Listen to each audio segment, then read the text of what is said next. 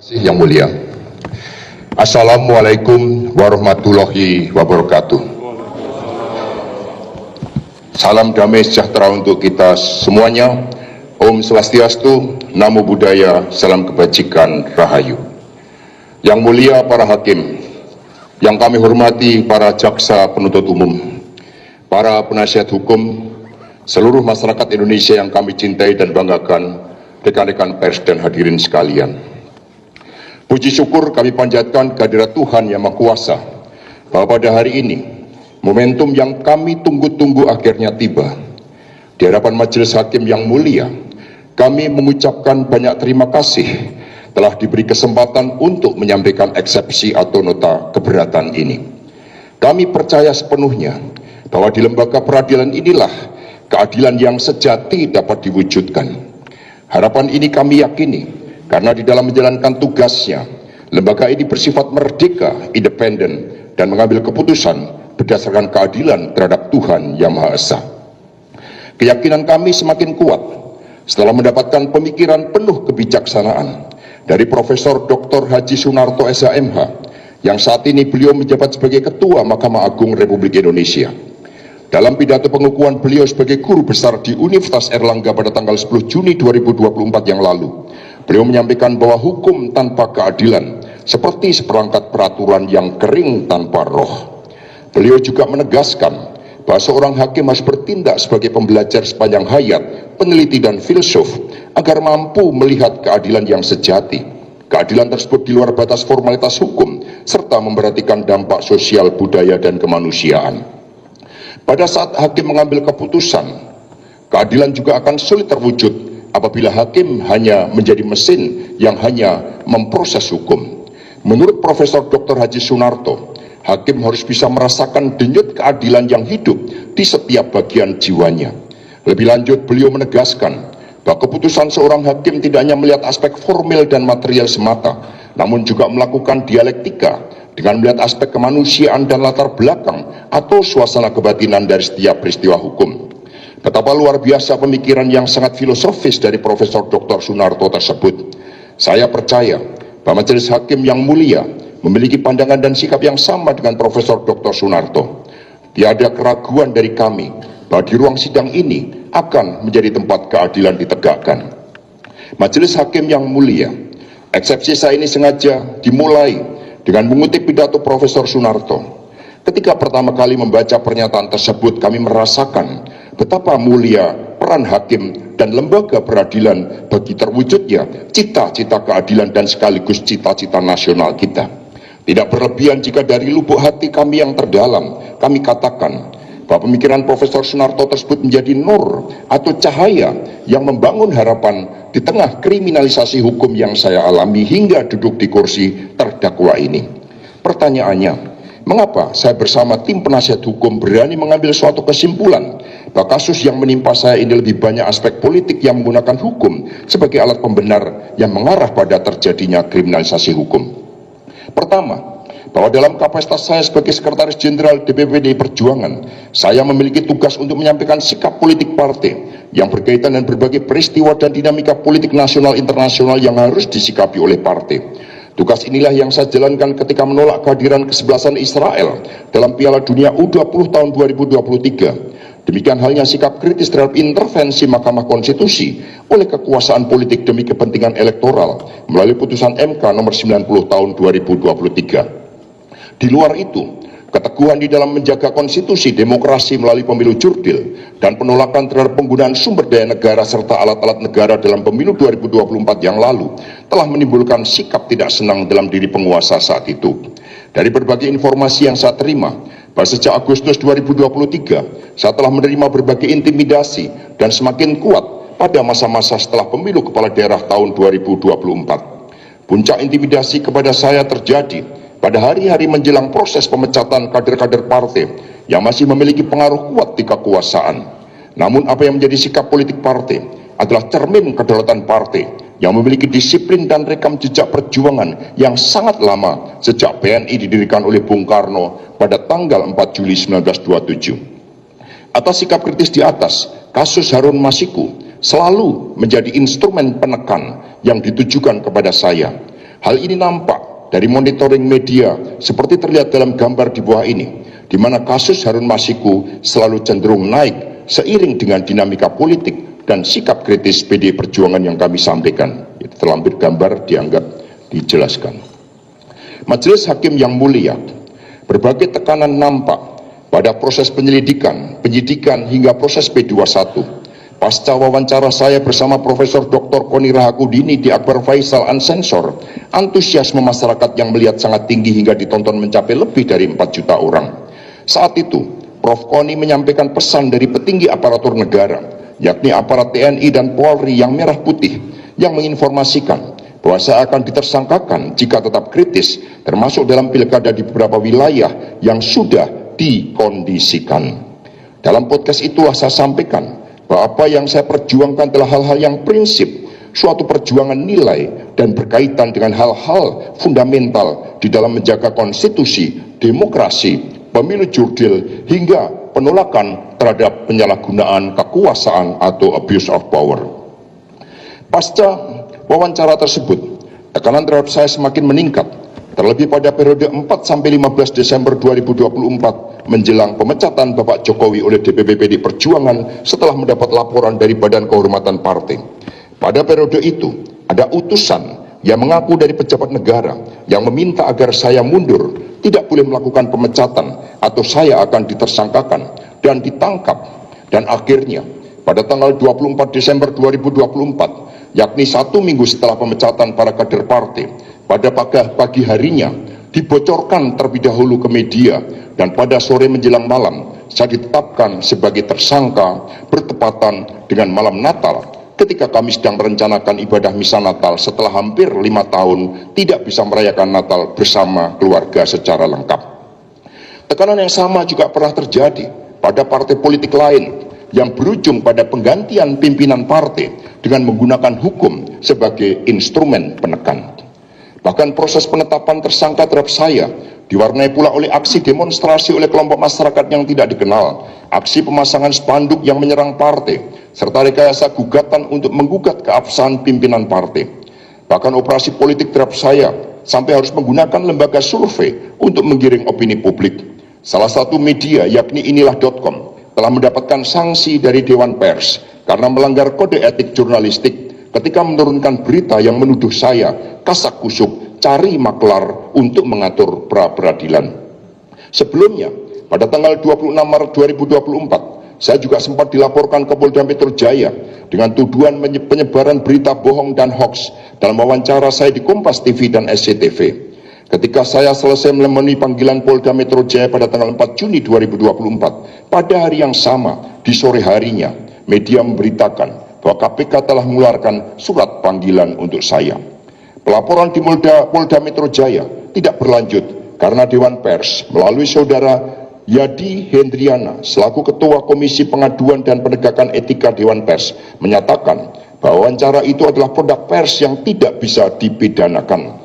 Wawancara itu sendiri berisi kritik saya sebagai Sekjen PDI Perjuangan yang menyampaikan sikap politik resmi partai terhadap kemunduran kualitas demokrasi dan penegakan konstitusi di Indonesia. Majelis Hakim yang mulia, kedua, hal yang ingin saya sampaikan berkaitan dengan pokok perkara yang dituduhkan kepada saya ini telah dilakukan proses pengadilan yang telah memiliki kekuatan hukum tetap. Di dalam putusan nomor 18/Pitsus TPK 2020 PN Jakarta Pusat dengan terdakwa Saiful Bahri dan putusan nomor 28/Pitsus TPK 2020 PN Jakarta Pusat dengan terdakwa 1 Wahyu Setiawan dan terdakwa 2 Agustiani Tio Fridelina, tidak ada amar putusan yang menyatakan keterlibatan atas diri saya. Dalam kesaksian di bawah sumpah di pengadilan, Saiful Bahri justru terungkap bahwa bahwa saya melakukan teguran keras,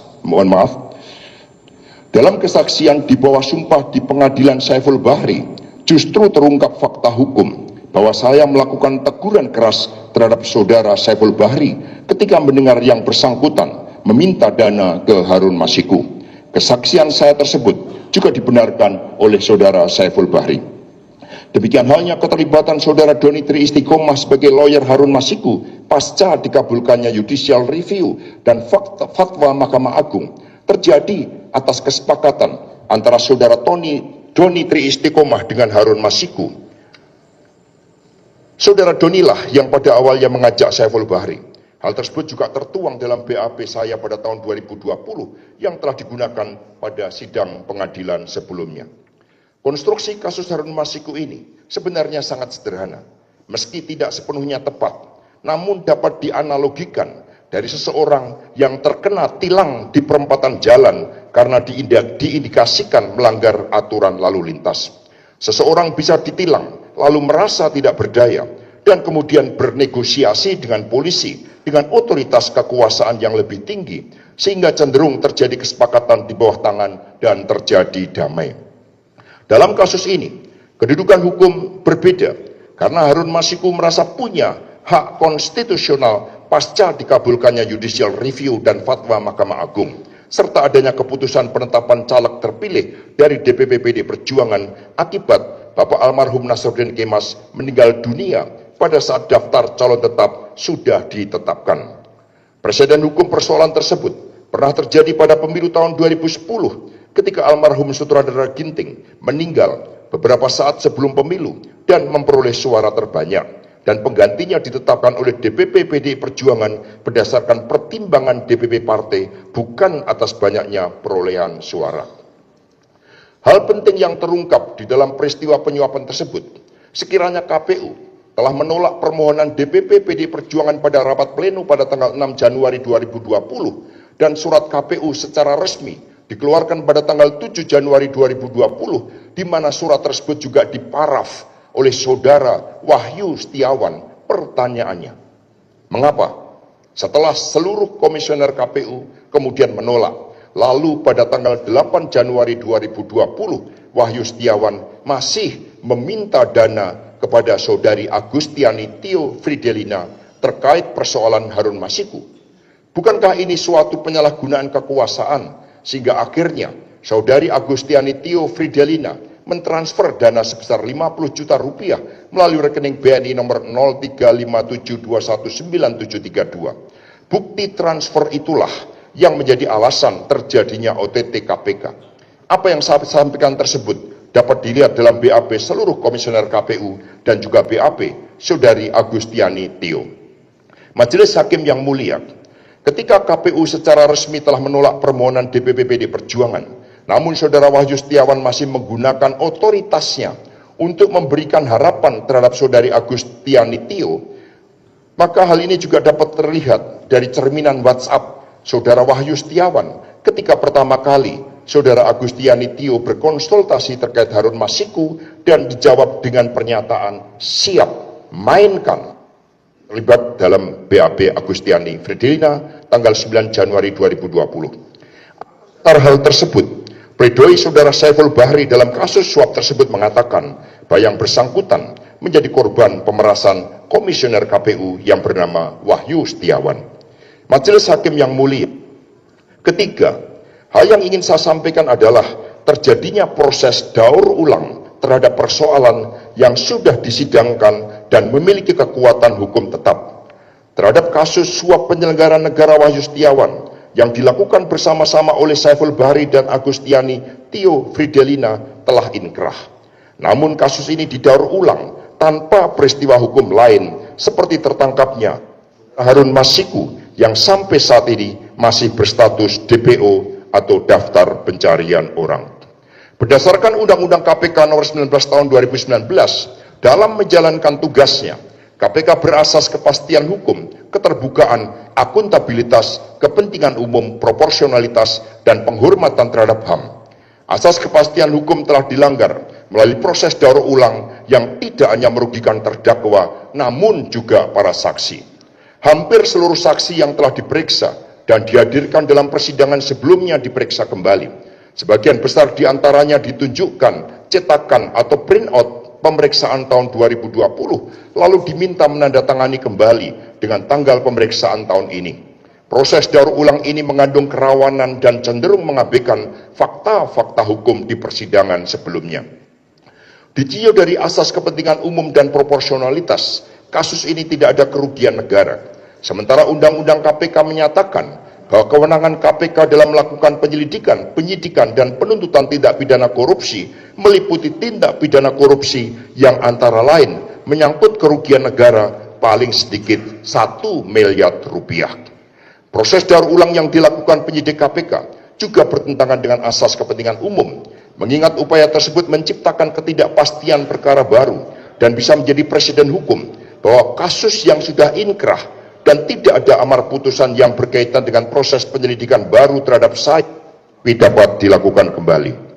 Jika dalam tahap penyidikan perkara atas nama A, penyidik menemukan alat bukti bahwa ada pihak lain yang terlibat dalam perkara tersebut, yakni misalnya si C, maka penyidik bukan hanya harus memulainya dari tahap penyelidikan, namun lebih jauh lagi, yaitu memulai dengan membuat laporan atas dugaan keterlibatan pihak C tersebut. Laporan inilah yang kita kenal dengan laporan A. Hal ini sesuai dengan pendapat hukum ahli pidana Dr. Khairul Huda SHMH dalam sidang pra-peradilan saya. Dalam proses daur ulang tanpa diawali terlebih dahulu dengan laporan kejadian tindak pidana korupsi atau LKTPK, menyebabkan saya sebagai terdakwa sangat dirugikan, yang antara lain dinyatakan dalam surat dakwaan penuntut umum seperti sebagai berikut. A. Dalam tuduhan obstruction of justice halaman 2 surat dakwaan, dinyatakan bahwa terdakwa menyuruh Harun Masiku melalui Nur Hasan untuk merendam telepon genggam. Dakwaan ini bertentangan dengan putusan pengadilan sebelumnya dan berbeda dengan BAP Nur Hasan pada tanggal 14 Januari 2025 yang merupakan BAP daur ulang atas BAP Nur Hasan pada tahun 2020. Dalam BAP Nur Hasan tersebut dinyatakan bahwa yang memerintahkan Nur Hasan bukanlah saya atau terdakwa, melainkan 2 orang yang berciri-ciri bertubuh besar dan berambut cepak dan perawakan mirip seperti anggota aparat. B. Surat dakwaan halaman 12 terhadap peristiwa ketika saudara Kusnadi selaku staf DPP PD Perjuangan menemui saudara Doni Tri Istiqomah. Dalam surat dakwaan dikatakan bahwa Kusnadi menyerahkan titipan uang dari terdakwa sebesar 400 juta rupiah. Dakwaan ini nyata-nyata berbeda dengan BAP Kusnadi dan fakta-fakta yang ada di dalam persidangan sebelumnya. Kalau dalam surat dakwaan Kusnadi mengatakan kepada Doni Tri Istiqomah, "Mas, ini ada perintah Pak Sekjen untuk menyerahkan duit operasional 400 juta ke Pak Saiful, yang 600 juta Harun," katanya. Sementara di BAP Kusnadi dan fakta persidangan sebelumnya dinyatakan oleh Kusnadi kepada Doni Tri Istiqomah, ini ada titipan Pak Harun untuk Saiful dan Mas Doni. C. Dakwaan terhadap suap yang dilakukan terdakwa tidak terbukti dalam putusan pengadilan yang telah memiliki kekuatan hukum tetap terhadap Wahyu Setiawan, Agustiani Fridelina, dan Saiful Bahri. Majelis Hakim yang mulia, dalam surat dakwaan yang berkaitan obstruction of justice juga terjadi manipulasi fakta-fakta hukum yang sangat merugikan saya. Halaman 4 surat dakwaan dikatakan bahwa terdakwa memerintahkan saudara Kusnadi untuk menenggelamkan telepon genggam miliknya. Dakwaan ini selain tendensius juga sangat menyudutkan terdakwa. Terlebih dakwaan tersebut sudah disebarluaskan melalui media massa dan menjadi salah satu alasan KPK menetapkan saya sebagai tersangka. Akibatnya terjadi pembentukan opini publik bahwa saya telah melakukan obstruction of justice. Saya tegaskan di hadapan yang mulia hakim bahwa saya sejak awal sangat kooperatif terhadap proses hukum di KPK. Saya menghormati KPK. Mohon maaf, saya tidak bermaksud menonjolkan diri. Selama ini saya dikenal sebagai sekretaris jenderal partai yang konsisten melakukan upaya-upaya nyata mencegah korupsi dengan cara-cara yang sistemik. Saya melakukan pelembagaan partai dan membangun sekolah-sekolah partai untuk meningkatkan kualitas kader partai. Disertasi saya di Universitas Pertahanan RI berhasil merumuskan teori geopolitik Bung Karno yang disebut sebagai Progressive Geopolitical Coexistence dengan predikat summa cum laude. Sementara disertasi di Universitas Indonesia berhasil merumuskan teori pelembagaan partai dan ketahanan partai yang disebut sebagai The Avant-Garde Party Institutionalization atau API dengan indeks prestasi 3,93 dari skala 4 atau cum laude selama 7 semester kuliah. Apa yang saya lakukan sebagai komitmen berdedikasi pada bangsa dan negara dengan melakukan pelembagaan partai? Kami banyak belajar dari kemajuan di Tiongkok, Jepang, Korea Selatan, dan negara-negara di Eropa Barat dan serta Skandinavia. Negara-negara maju tersebut memiliki partai modern yang terlembaga dan kokoh pada identitas ideologisnya. PD Perjuangan tergabung dalam CALD atau Council of Asian Liberal and Democrats, ICAP, International Conference of Asian Political Parties, dan membangun kerjasama strategis dengan banyak partai politik sebagai pelaksanaan fungsi hubungan internasional. Dengan berbagai rekam jejak tersebut, ketika pada tahun 2014 dan 2019, di mana saya menduduki posisi strategis dalam tim kampanye presiden dan wakil presiden, dan kemudian ditawarkan jabatan menteri, saya lebih memilih membangun partai. Demikian halnya, saya tidak mau mencalonkan sebagai anggota DPR RI, meskipun dengan posisi DPP PD Perjuangan sejak tahun 2010 tidaklah sulit untuk menjadi anggota DPR RI. Bagi saya pribadi, berdedikasi pada Bung Karno dan Ibu Megawati Soekarno Putri serta PD Perjuangan dengan melalui pelembagaan partai sebagai skala prioritas tertinggi saya dibandingkan dengan menjadi pejabat negara. Melakukan pelembagaan partai jauh lebih penting daripada menjadi pejabat negara. Saya berprinsip bahwa tidak ada negara maju tanpa topangan sistem kepartean dengan partai-partai modern yang ideologis dan berdisiplin. Sebab berpolitik berkaitan dengan seluruh peri kehidupan bangsa. Berpolitik itu membangun peradaban bangsa. Dengan komitmen dan rekam jejak di atas, maka sekali lagi, terhadap tuduhan menenggelamkan telepon genggam Kusnadi sebagai perintah saya tersebut benar-benar mendiskreditkan saya.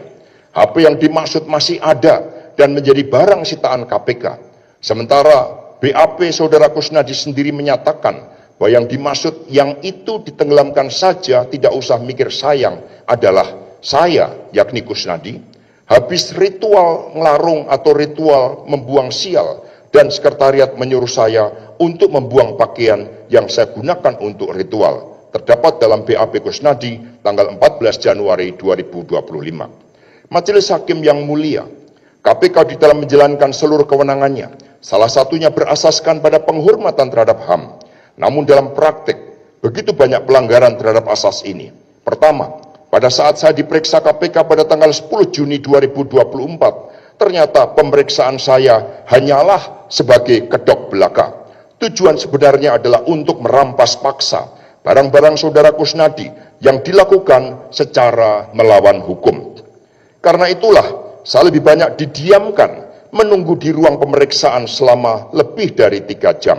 Pada saat bersamaan, penyidik KPK, saudara Rosa Purbabekti, justru melakukan perbuatan melawan hukum dengan cara menyamar, membohongi Kusnadi, mengintimidasi, merampas barang yang dibawa Kusnadi, dan menginterogasi atau memeriksa selama hampir 3 jam tanpa adanya surat panggilan. Sementara saya yang datang dengan etikat baik, bersikap kooperatif, justru hanya ditanya biodata saya.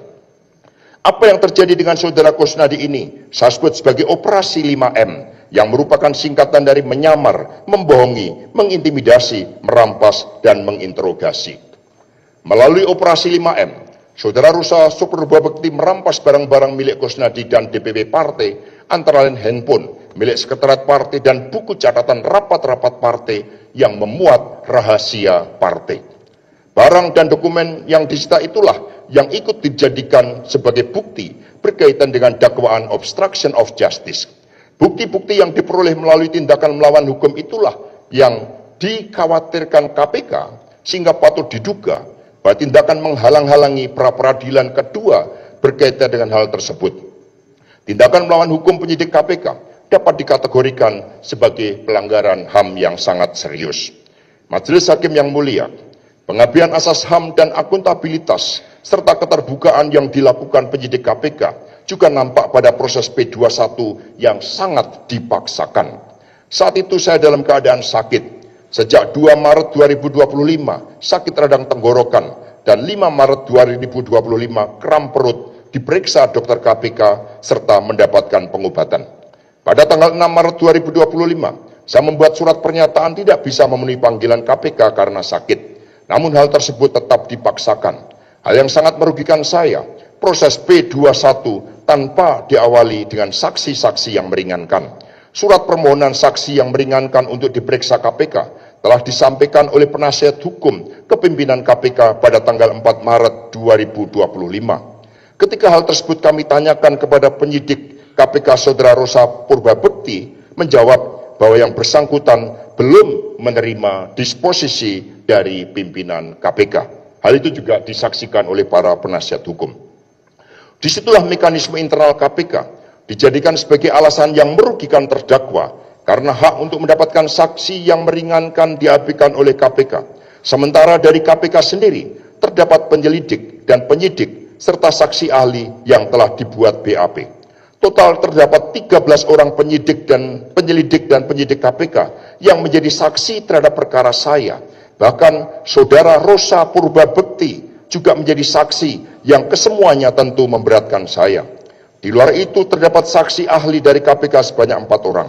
Atas perlakuan tidak adil dan melanggar HAM kepada saya, maka 3 orang penasihat hukum saya membuat berita acara penolakan penandatanganan P21. Atas kejadian tersebut, selain P21 yang dipaksakan dan melanggar asas HAM, materi muatan dalam P21 juga mengandung ketidakadilan, mengingat begitu banyak penyelidik dan penyidik KPK beserta para ahli yang menjadi saksi dan tentu merugikan atau memberatkan terdakwa. Namun pada saat bersamaan, saksi meringankan dan saksi ahli yang diusulkan resmi oleh penasihat hukum terdakwa tidak diperiksa dengan alasan belum ada disposisi. Karena itulah mengapa dalam surat dakwaan banyak hal yang sangat merugikan terdakwa, sehingga muncullah berbagai fakta-fakta hukum versi KPK yang berbeda dengan fakta-fakta persidangan sebagaimana terdapat dalam putusan pengadilan sebelumnya yang sudah inkrah. Pertanyaannya, mengapa penyidik KPK begitu memaksakan proses P21? Dalam sejarah berdirinya KPK sejak tahun 2002, baru pertama kali ini terjadi proses P21 sangat cepat dalam waktu hampir 2 minggu sejak ditahan. Sementara dalam kasus lainnya, rata-rata KPK memerlukan waktu 120 hari. Namun P21 saya begitu cepat. Hal ini patut diduga karena KPK secara sengaja bermaksud untuk menggugurkan gugatan pra-peradilan kedua yang kami ajukan pada tanggal 18 Februari 2025. Sidang pertama pada 3 Maret 2025 tidak dihadiri KPK. Kesemuanya adalah pelanggaran terhadap hak terdakwa untuk melakukan gugatan pra-peradilan, dan melalui berbagai upaya tersebut KPK tidak menghormati lembaga peradilan.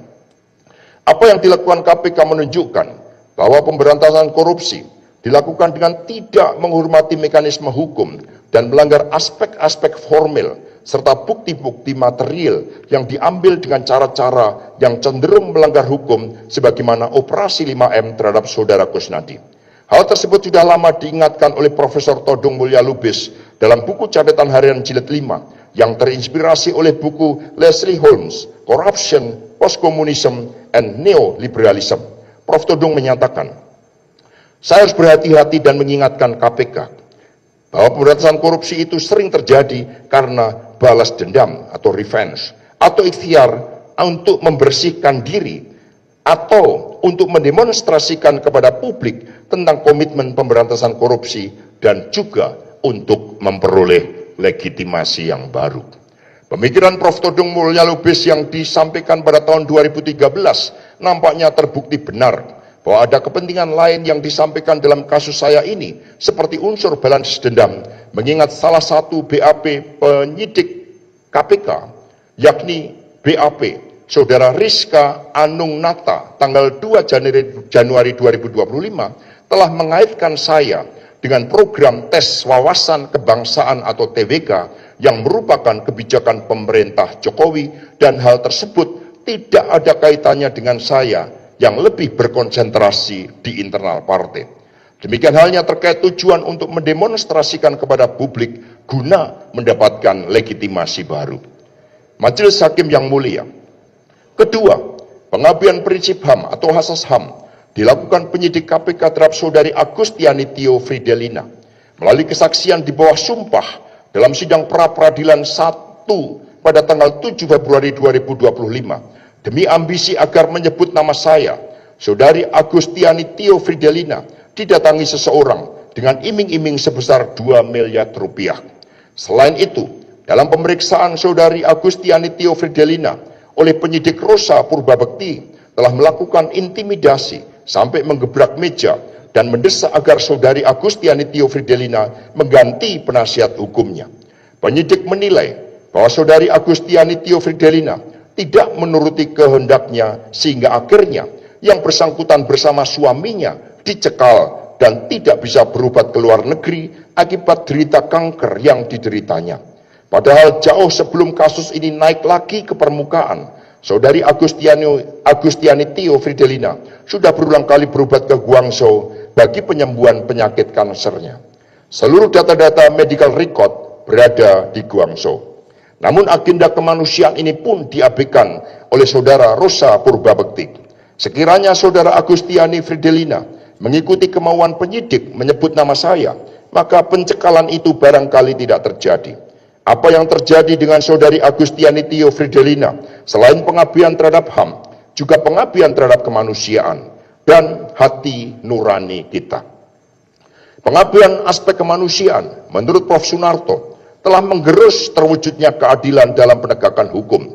Bagi saya pribadi, pengabdian aspek kemanusiaan saudari Agustiani Tio Fridelina dan juga serangkaian intimidasi yang dilakukan terhadap saksi-saksi Agustiani Tio, Doni Tri Istiqomah, Saiful Bahri hingga Nur Hasan yang dijanjikan keluarganya mau diurus. Kesemuanya semakin menunjukkan kuatnya agenda untuk menjadikan saya sebagai tersangka. Dalam perspektif ideologis, apa yang dilakukan oleh penyidik KPK tersebut juga pengingkaran terhadap Pancasila, di mana di dalamnya ada sila ketuhanan, kemanusiaan, kebangsaan, demokrasi, dan keadilan sosial. Masing-masing sila tersebut mengandung dimensi keadilan yang tercermin dalam setiap sila. Majelis Hakim yang mulia, diabaikannya aspek kemanusiaan, terlebih terhadap saksi-saksi yang di dalam proses hukum sebelumnya telah bersikap kooperatif, telah menjalankan hukum pidana dan sudah bebas, lalu akibat proses daur ulang terhadap suatu persoalan yang sudah inkrah, muncullah berbagai intimidasi yang merugikan saya.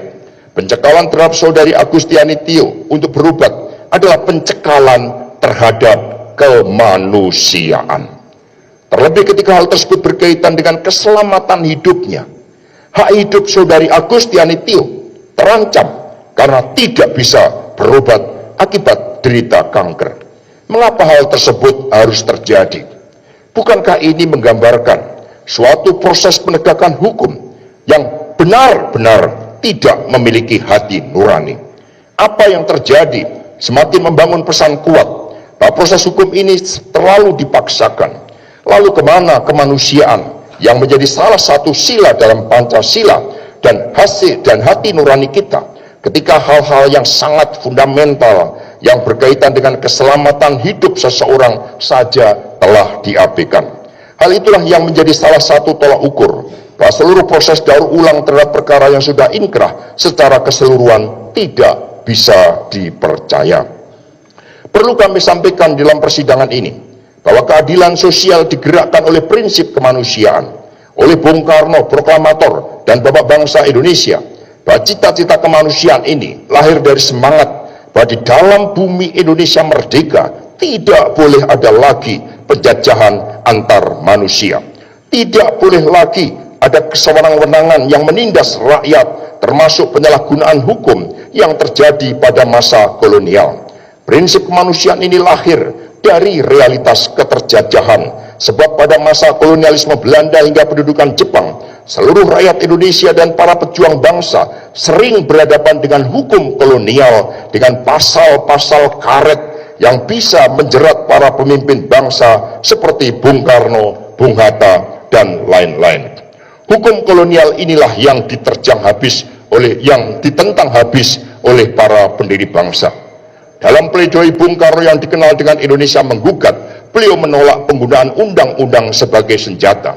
Kini dalam praktek setelah kita merdeka, hanya karena ambisi kekuasaan, maka hukum kolonial itu mencoba untuk dihadirkan kembali.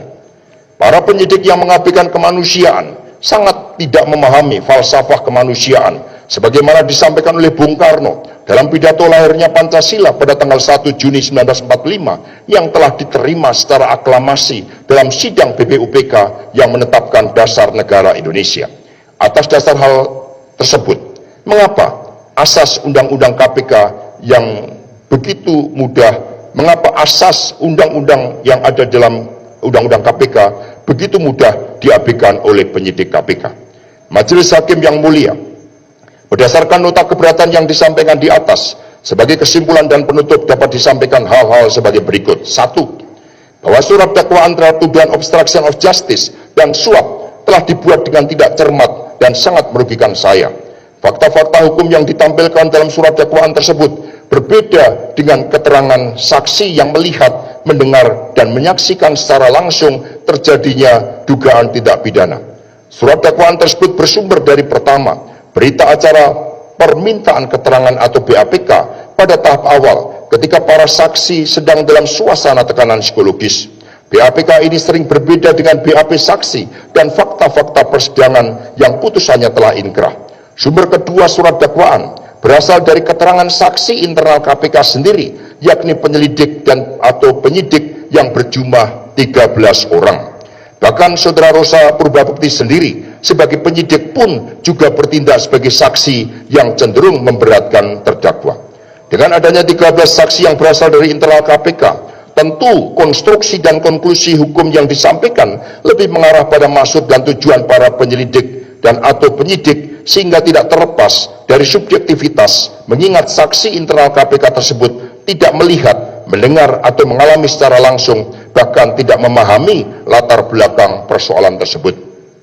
Perlu kami tegaskan di sini bahwa ketika penyelidikan atau penyidik menjadi saksi yang menyudutkan terdakwa, maka bisa terjadi konflik of interest, mengingat keberhasilan di dalam menetapkan tersangka dan proses persidangan menjadi keberhasilan prestasi kerja pegawai KPK.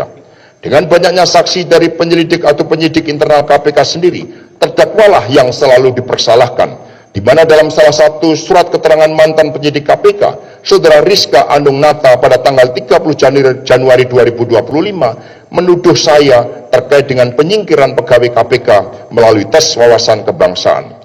TWK sepenuhnya adalah kebijakan pemerintah saat itu, dan sebagai sekjen partai sekali lagi saya lebih berkonsentrasi di internal partai.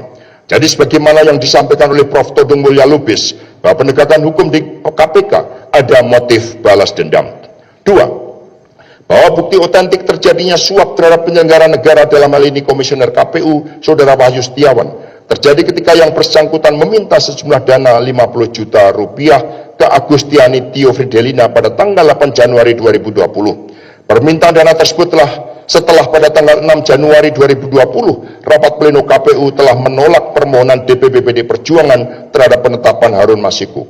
Bahkan pada tanggal 7 Januari 2020 saat penolakan KPU tersebut dikirimkan ke DPP PD Perjuangan dan Saudara Wahyu Setiawan telah ikut memberikan parafnya, ketika pada tanggal 8 Januari 2020 Saudara Wahyu Setiawan meminta dana, maka menurut tim hukum hal tersebut masuk kategori pemerasan yang dampaknya sangat merugikan saya. Apa yang dilakukan oleh Saudara Wahyu Setiawan ini semakin mempertegas motif sejak awal untuk siap mainkan yang nampak dari WA Saudara Wahyu Setiawan kepada Saudari Agustiani Tio Fridelina. Atas perbuatannya, Saudara Wahyu Setiawan telah bersikap kooperatif menjalankan sanksi pidana dan sekarang sudah bebas. Namun kembali yang bersangkutan harus mengikuti proses daur ulang seperti belum ada keputusan yang bersifat tetap terhadap dirinya. 3. Bahwa dalam putusan pengadilan yang telah memiliki kekuatan hukum tetap terhadap Wahyu Setiawan, Agustiani Tio, dan Saiful Bahri, tidak ada amar putusan yang berkaitan dengan keterlibatan terdakwa. Tidak ada sumber dana dari terdakwa. Bahkan terungkap dalam fakta persidangan sebelumnya bagaimana terdakwa menegur keras Saudara Saiful Bahri yang meminta dana kepada Harun Masiku, dan hal tersebut diakui oleh Saudara Saiful Bahri. Keterlibatan Saudara Doni Tri Istiqomah sebagai lawyer Harun Masiku terjadi tanpa sepengetahuan terdakwa. Demikian halnya keterlibatan Saudara Saiful Bahri atas ajakan langsung Saudara Doni Tri Istiqomah. 4. Bahwa berdasarkan fakta-fakta persidangan sebelumnya dan penelitian para penasihat hukum kami, Ditegaskan bahwa motif utama kasus ini selain karena ambisi saudara Harun Masiku untuk menjadi anggota DPR RI atas dasar legalitas hasil judicial review dan fatwa MA, juga ada motif lain dari saudara Saiful Bahri untuk mendapatkan keuntungan. Karena itulah biaya yang disepakati saudara Saiful Bahri dengan Harun Masiku untuk pengurusan ke KPU sebesar 1,5 miliar rupiah, sementara yang dijanjikan ke saudara Wahyu Setiawan sebesar 1 miliar. Sehingga ada selisih sebesar 500 juta di luar bonus sekiranya hal tersebut berhasil. Tidak ada motif dari saya, apalagi sampai memberikan dana 400 juta sebagaimana dituduhkan dalam surat dakwaan. Dalam teori kepentingan, seharusnya saudara Harun Masiku justru yang memberikan dana ke saya. Apalagi ditinjau dari nomor urut, saudara Harun Masiku ditempatkan pada nomor urut 6 yang bukan nomor favorit. 5. Bahwa terhadap kasus ini tidak ada kerugian negara. Hal ini berbeda dengan Undang-Undang KPK nomor 19 tahun 2019 yang menegaskan bahwa kewenangan KPK di dalam melakukan penyelidikan, penyidikan, dan penuntutan tindak pidana korupsi yang antara lain menyangkut kerugian negara paling sedikit 1 miliar rupiah. Artinya, persoalan ini bukan ranah kewenangan KPK. 6. Bahwa seluruh proses penyelidikan, penyidikan, dan penuntutan terhadap saya tidak bisa dilepaskan dari latar belakang politik akibat sikap saya yang menjalankan tugas-tugas sebagai Sekretaris Jenderal DPP PD Perjuangan dengan dilanggarnya asas-asas dalam Undang-Undang KPK, maka penetapan terdakwa atas suatu perkara yang sudah inkrah pada dasarnya juga mengganggu kepentingan umum yang menjadi asas Undang-Undang KPK yang berdampak pada fungsi-fungsi PD Perjuangan di dalam mengorganisir rakyat, pendidikan politik, komunikasi politik, dan kerja politik turun ke bawah, termasuk membantu rakyat yang terkena bencana alam menjadi terkendala koordinasinya, yang artinya kepentingan umum juga terganggu. 7. Bahwa keterlibatan saksi-saksi dari penyelidik dan atau mantan penyidik KPK, kesemuanya cenderung memberatkan saya selaku terdakwa dan membangun konstruksi hukum sebagaimana diinginkan oleh penyidik KPK. Namun pada sisi lain, permohonan penasihat hukum terdakwa secara tertulis terhadap saksi-saksi yang meringankan tidak diindahkan oleh KPK. Oleh karena itulah, konstruksi surat dakwaan lebih berat pada kepentingan KPK daripada prinsip hukum yang berkeadilan. Hak-hak terdakwa untuk mendapatkan saksi yang meringankan sebelum P21 telah diabaikan oleh KPK. Di sisi lain, bukti-bukti yang disampaikan KPK terhadap dakwaan obstruction of justice juga diperoleh melalui cara-cara melawan hukum, yakni melalui operasi 5M, menyamar, membohongi, mengintimidasi, merampas, memeriksa tanpa surat panggilan terhadap saudara Kusnadi. Beberapa ancaman yang dialami oleh para saksi seperti Kusnadi, Agustiani Tio, Saiful Bahri, dan Doni Tri Istiqomah, hal itu sudah dilaporkan ke Dewan Pengawas KPK. Semua pelanggaran tersebut semakin menunjukkan kuatnya agenda politik bahwa terdakwa memang ditarget dan dicari-cari kesalahannya dengan melanggar due process of law. Karena itulah penasihat hukum kami menyebut terdakwa sebagai tahanan politik. Proses P21 yang dipercepat dengan mengabaikan hak terdakwa untuk mendapatkan saksi yang meringankan beserta kesimpulan nomor 1 sampai dengan 7 ini memperjelas pelanggaran asas kepastian hukum, keterbukaan, akuntabilitas, proporsionalitas HAM dan kepentingan umum. Mohon maaf. Percepatan P21 menyebabkan gugurnya pra-peradilan yang dilakukan terdakwa sehingga sangat merugikan hak-hak tersangka, dan KPK juga tidak menghormati lembaga peradilan. Dari penjelasan di atas dapat dikategorikan bahwa konstruksi surat dakwaan telah terjadi error in persona. 8. Bahwa dalam setiap tindakan pidana terdapat motif yang menjadi dasar, alasan, dan penyebab suatu tindakan pidana. Dalam hal ini tidak ada motif dari terdakwa untuk melakukan obstruction of justice dan suap. Tindakan obstruction of justice menurut Undang-Undang KPK pasal 21 dilakukan pada tahap penyidikan. Terdakwa ditetapkan sebagai tersangka pada tanggal 24 Desember 2024. Sedangkan dakwaan terhadap terdakwa yang memerintahkan saudara Kusnadi untuk menenggelamkan telepon genggam pada tanggal 6 Juni 2024. Pada tanggal 6 Juni 2024 tersebut, posisi penegakan hukum KPK terhadap saya masih dalam tahap penyelidikan sehingga tidak memenuhi kriteria pasal 21 Undang-Undang KPK. Selain itu, dari BAP Kusnadi yang dimaksudkan, yang itu ditenggelamkan saja, tidak usah mikir sayang dan lain-lain, adalah saya atau Kusnadi habis ritual ngelarung atau ritual membuang sial dari Sekretariat DPP PDI Perjuangan menyuruh saya untuk membuang pakaian yang saya gunakan. Faktanya, telepon genggam tersebut tetap ada dan saat ini menjadi sitaan KPK. Pelanggaran hukum atau tindakan melawan hukum justru dilakukan oleh penyidik KPK pada tanggal 10 Juni 2024 yang memeriksa saya dengan operasi 5M terhadap Kusnadi. Berdasarkan kedelapan kesimpulan di atas, maka izinkan saya menyampaikan kepada Yang Mulia bahwa saya menolak segala tuduhan pelanggaran pasal-pasal dan seterusnya dianggap dibacakan. Majelis Hakim yang mulia, bahwa apa yang saya sampaikan dalam eksepsi ini merupakan upaya menunjukkan kebenaran. Karena itulah eksepsi saya ini diberi judul, jadikanlah deritaku ini sebagai kesaksian bahwa kekuasaan seorang presiden sekalipun ada batasnya. Karena kekuasaan yang langgeng hanyalah kekuasaan rakyat dan di atas segalanya adalah kekuasaan Tuhan Yang Maha Esa, sebagaimana disampaikan Bung Karno pada tahun 1967.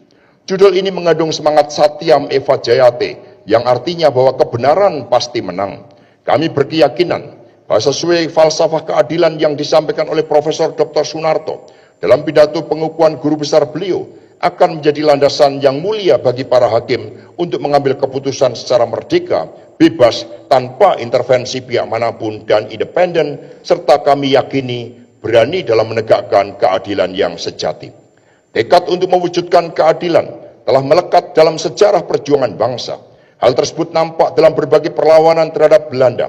Perjuangan Pangeran Diponegoro misalnya dapat dukungan luas dari rakyat karena Pangeran Diponegoro dianggap sebagai Ratu Adil, Imam Mahdi, dan Heru Cokro. Karena itulah para petani memberikan dukungan luas. Demikian pula perlawanan para petani Banten pada tahun 1888. Mengapa mereka berani meskipun perjuangannya belum tentu berhasil? Mereka berani karena itulah perjuangan mendapatkan keadilan dan kemerdekaan serta penghormatan terhadap hak-haknya. Banyak yang mengatakan bahwa perjuangan demi keadilan tersebut dapat dikalahkan oleh Belanda. Namun semangatnya ternyata tidak bisa dikalahkan dan selalu menjadi inspirasi bagi kemerdekaan Indonesia.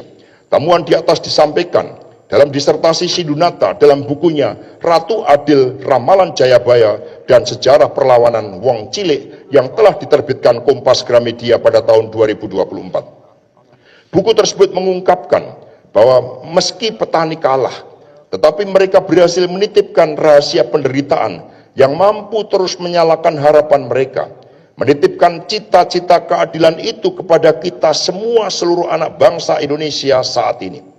Pemikiran ini sejalan dengan refleksi Walter Benjamin, seorang filsuf dari Jerman, tentang ingatan sejarah.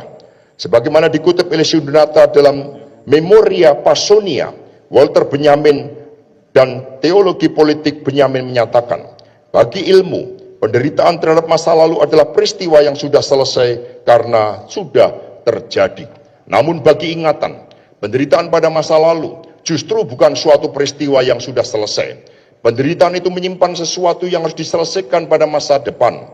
Memahami sejarah sebagai ingatan berarti memahami sejarah sebagai sesuatu yang memiliki relevansi bagi subjek yang sekarang mengingatkan pada masa kini. Dan sejauh ingatan itu menyangkut penderitaan masa lalu, maka penderitaan itu adalah peristiwa yang membutuhkan kompensasi serta penyelesaian pada masa sekarang, termasuk perjuangan mengharapkan keadilan. Atas dasar perspektif historis ini, maka seluruh anak bangsa tidak boleh membiarkan ketidakadilan terjadi. Membiarkan praktek ketidakadilan sama saja dengan membunuh masa depan bangsa Indonesia. Majelis Hakim yang mulia, dengan mengutip sejarah tentang keberanian perjuangan bangsa demi kemerdekaan dan keadilan, maka kami meyakini dan akan memberikan dukungan sepenuhnya bahwa Majelis Hakim yang mulia juga berani mengambil keputusan demi kebenaran keadilan berdasarkan ketuhanan Yang Maha Esa. Bagi para penyidik dan jaksa penuntut umum, tentunya tidak boleh berlindung di balik demi pemberantasan korupsi sehingga proses penegakan hukum bisa mengabaikan KUHP dan lebih berpedoman pada SOP atau Standard Operating Procedure internal KPK.